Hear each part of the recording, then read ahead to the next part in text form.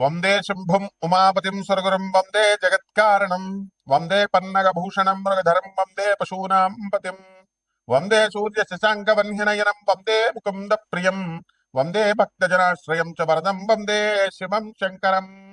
హరమ పార్వతీపతయే హర హర మహాదేవం. శ్రీ బెజవాడ కనకదుర్గాదేవ్యై నమ. శ్రీ దుర్గామల్లేశ్వరాభ్యాం నమ. తాళప్రత గ్రంథ రహస్యాలు. ఈ తాళపత్ర గ్రంథ రహస్యాలలో మనము అసలు ఎందుకు భూమి మీద పుట్టాం, పుట్టి మనం ఈ రాశిలోనే ఎందుకు పుట్టాం, ఒక్కొక్కళ్ళు ఒక్కొక్క రాశిలో పుడతారు కదా, 12 రాశులు. అలాగే మన పూర్వజన్మ రహస్యాలు ఏంటి, అసలు పూర్వజన్మలో ఏదైనా సాధించకుండా మిగిలిపోతే అది ఏమైనా ఇప్పుడు సాధించడానికి వచ్చామా, లేదా పూర్వజన్మలో పెళ్లిళ్ళు అయితే లవ్లు చేసుకుంటారు, అవి ఏమైనా బ్రేకప్లు అయిపోతే మళ్ళీ కంటిన్యూషన్ ఈ జన్మల్లో ఏమైనా ఉంటాయా, ఇలాంటివన్నీ కూడా మనం ఈ యొక్క వీడియోలో మనం తెలుసుకుందాం. ఇప్పుడు అగస్త్య మహర్షి అవతారాలైనటువంటి గురునాథ శర్మ గారు, అలాగే రావులపాలెం దిలీప్ శ్రీ శర్మ గారు, వీళ్ళు ఒకళ్ళ ఇంటికి తీసుకెళ్ళానండి. ఆయన పేరు వీరయ్య గారు. అయితే ఆ కుర్రాడు ఏదో గవర్నమెంట్ ఎగ్జామ్స్ కోసం రాసుకుంటూ ఉన్నాడు. వాడిని డిప్రెషన్లో ఉన్నాడు ఫుల్గా. వీళ్ళు డిప్రెషన్లో ఉన్నావు నాయన, బతుకు పర్వాలేదు, బతుకు ఎలాగో అలాగో బతుకు, గవర్నమెంట్ జాబ్ రాకపోతే బతుకు అని చెప్పేసి ఏదో ధైర్యవచనాలు చెప్పారు. ధైర్యవచనాలు చెప్తే వాడు ఓకే, నాకు వస్తుందండి, నాకు జాబ్ వస్తుంది, గ్యారంటీగా వస్తుందని ఇంకా డిప్రెషన్కి వెళ్ళిపోయాడు. ఆ తర్వాత చాలా పరిణామాలు జరిగినాయి అనుకోండి. అయితే ఇవన్నీ ఏమిటి దీనివల్ల అంటే పూర్వజన్మ కనెక్షన్. ఇప్పుడు ఈ వ్యక్తులు ఇద్దరు కూడా ఆ కుర్రాడు వాళ్ళ ఇంటికి వెళ్ళడం ఏమిటి, వాళ్ళతో మాట్లాడటం ఏమిటి, ఇవి కూడా పూర్వజన్మ కనెక్షన్స్. అంటే కొంతమంది వ్యక్తుల వల్ల ప్రోత్సాహం అనేటటువంటిది లభించాలి. ఇప్పుడు ఈ యొక్క తాళపత్ర గ్రంథ రహస్యాల్లో మనకు క్లియర్గా కొన్ని ఇదివరకు వైదిక కోవేశ్వర్ అని చెప్పి ఉండేది మెడ్రాస్లో. అక్కడ ఈ యొక్క నాడీ జ్యోతిషాలయం మీద చెప్పేవారు. అవన్నీ బోగస్ అయిపోయినాయి అనుకోండి. ఇప్పుడు మీ పేర్లు అడగడము, లేకపోతే మొదటి అక్షరం అడగడం, ఇలాగ అయిపోయింది. అలా కానీ అగస్త్య నాడి, శివనాడి అని ఉండేవారు అనమాట. పూర్వజన్మల గురించి చెప్పేవారు. అలాగే మన జాతక చక్రంలో 12వ ఇంటిని బట్టి మనం పూర్వజన్మ అనేటటువంటిది మనం చెప్పొచ్చు. అలాగే దీనికి శని, రాహువు, కేతు గ్రహాల వల్ల పూర్వజన్మ అనేటటువంటిది మనం చెప్పొచ్చు. ఆ ఉండేటటువంటి పొజిషన్స్ని బట్టి మనం చెప్పొచ్చు అనమాట. ఇప్పుడు రాహువు పంచమంలో ఉండి మరి ఈ యొక్క రవి, బుధ, శుక్రులు మొత్తం వీళ్ళంతా కూడా మనకి లాభస్థితిగతులై ఉండి ఇలా కొన్ని సిగ్నల్స్ ఉంటాయి. వాటి వల్ల పంచమ రాహు ఏం చేస్తాడంటే విపరీతమైనటువంటి మొండితనం ఉంటుంది. డిప్రెషన్ విపరీతమైన డిప్రెషన్లోకి వెళ్ళిపోతారు. వాళ్ళకి మీరు ఎన్ని కోట్లు ఉన్నా సరే వాళ్ళు పూర్వజన్మ పాపం వల్ల ఏమవుతుందంటే ఈ జన్మలో మనశ్శాంతి ఉండదు. అందువల్ల వాళ్ళ భర్త దగ్గర ఉన్నా, పుట్టింట్లో ఉన్నా, ఎక్కడున్నా మనసంతా కూడా డిప్రెషన్కి గురవుతూ ఉంటుంది. ఇవన్నీ కూడా పూర్వజన్మ పాపాల కారణంగానే అనమాట.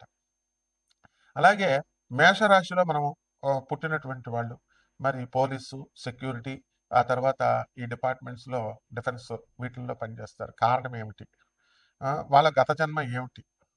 అలాగే దొంగలు ఉంటారు. దొంగలు, నక్సలైట్లు వీళ్ళు హత్య చేయబడతారు. రౌడీ షీటర్స్ ఉంటారు, వీళ్ళు వేరే వాళ్ళ చేతుల్లో చంపబడతారు. దానికి క్లియర్గా మనకు జాతకం చక్రం చూసినప్పుడు అర్థమైపోతుంది.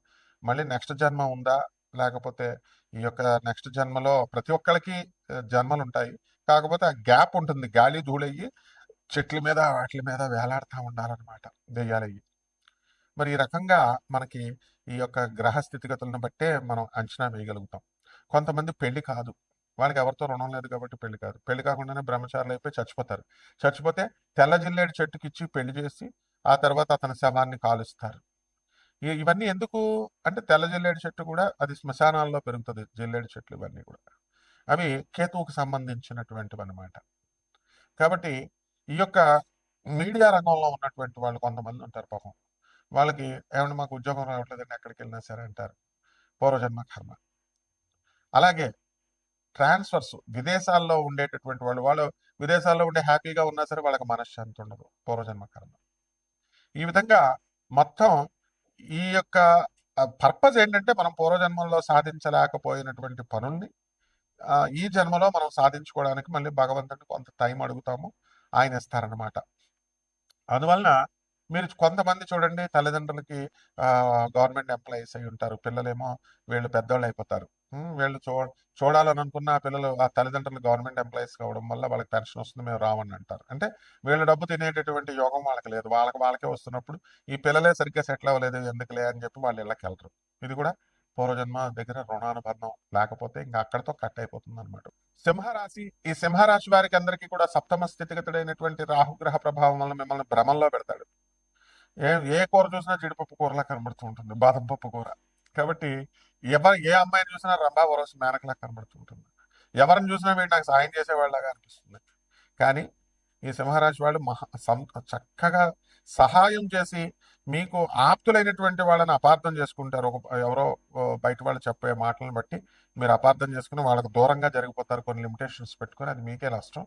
కాబట్టి ఈ యొక్క ఆదాయాల దగ్గరికి వచ్చేసరికి 2026 సంవత్సరంలో లాస్ట్ ఇయర్ కంటే కూడా ఈ సంవత్సరం ఆదాయాలు బ్రహ్మాండంగా పెరుగుతాయి. అండ్ చక్కగా అందరూ కూడా అనుకున్నట్టుగా ఆ ఖర్చులు కూడా నియంత్రణ అనేటటువంటిది ఉంటుంది. ప్రభుత్వ ఉద్యోగాలు చేస్తున్నటువంటి వాళ్ళకి ప్రమోషన్లు వస్తాయి. ఏమన్నా మా జాతకాలు బాగట్లేదండి, మా భార్యాభర్తల మధ్య కొట్లాటలు అనుకునేటటువంటి వాళ్ళంతా కూడా కాస్త మనశ్శాంతి ఉంటుంది. గురువు గారు చెప్పేది వినాలి కదా. ఏమన్నా మాకు కొంతమంది చాలా మానసికంగా వ్యధతో పాపం బాధపడేటటువంటి వాళ్ళు ఉంటారు. వాళ్ళకి మానసిక రుగ్మతలన్నీ కూడా తగ్గిపోవడానికి అవకాశాలు ఉంటాయి. అష్టమంలో శని, మరి ఆ శని మీకు అనేకమైనటువంటి ఇబ్బందులకు మిమ్మల్ని గురి చేస్తూ ఉంటుంది. పనులు కూడా 1-2 సార్లు మీరు ప్రయత్నం చేయాల్సి ఉంటుంది. అండ్ ఎక్కువగా మీరు రైలు ప్రయాణాలు చేయండి దానివల్ల, అలాగే ఆర్టీసీ ప్రయాణాలు చేయండి. దీనివల్ల రాహు అధిపతి, దానివల్ల మీకు ట్రైన్ కొంచెం ఒక 10 నిమిషాలు ట్రైన్లో రైల్వే స్టేషన్లో కూర్చొని జాగ్రత్తగా అన్ని కూడా ట్రైన్ సౌండ్ వినడం ద్వారా మీకు ఉన్మాదం కూడా తగ్గిపోవడానికి అవకాశం ఉంటుంది. సైక్రియాటిక్ ప్రాబ్లమ్స్ రావడానికి అవకాశాలు ఉంటాయి. మీ పిల్లల గురించి మీరు చాలా బిజీగా అయిపోవడము, అండ్ గురువు గారికి చేయాల్సినటువంటి సేవ అంతా కూడా తగ్గించుకోవడము, ఇలాంటివన్నీ కూడా జరుగుతాయి. కాబట్టి ఈ యొక్క బిజినెస్ల్లో కొత్త బిజినెస్లు మీ భర్తలు స్టార్ట్ చేయడము, మీరు కూడా సంపాదించడము, ఇలా అంతా కూడా చాలా బ్రహ్మాండంగా ఉంటుంది ఈ యొక్క సింహరాశి వాళ్ళకి. అండ్ డొనేషన్స్ కూడా మీరు చాలా విరివిగా ఇవ్వడము, కొంచెం మంచితనము, ఇవన్నీ కూడా మీకు కలిసి వస్తూ ఉంటాయి. పరిహారాల దగ్గరికి వచ్చేసరికి ఈ సింహరాశి వారు ఏం చేయాలంటే, మనకి ఈ యొక్క బగళాముఖి అమ్మవారి యొక్క మంత్ర జపం చేసుకోండి, అనుష్ఠానం చేసుకోండి. అలాగే తారాదేవి యొక్క హోమాన్ని మీరు ఇళ్లలో మీరు చేసుకోవడం, దాని ద్వారా మీరు చాలా అద్భుతంగా మీరు సాధించుకుంటారు. తెల్ల జిల్లేడు పువ్వులతో త్రిపుర భైరవి అమ్మవారికి కూడా మీరు పూజ చేసుకోవడం ద్వారా మీకు బ్రహ్మాండంగా కలిసి వస్తుంది. అండ్ రావి చెట్టు చుట్టూ ప్రదక్షిణాలు మాత్రం మర్చిపోవద్దు. లేదా రావి చెట్టు మా ఊళ్ళో లేదండి అంటే మర్రి చెట్టు ఓడలు తీసుకొని అవి చేత్తో పట్టుకొని మేడి చెట్టు చుట్టూ తిరుగుతూ ఓం దత్తాత్రేయాయ నమః లేదా దిగంబర దిగంబర శ్రీపాద వల్లభ దిగంబర అంటూ తిరగండి. బ్రహ్మాండంగా సరిపోతుంది. శుభమస్తు.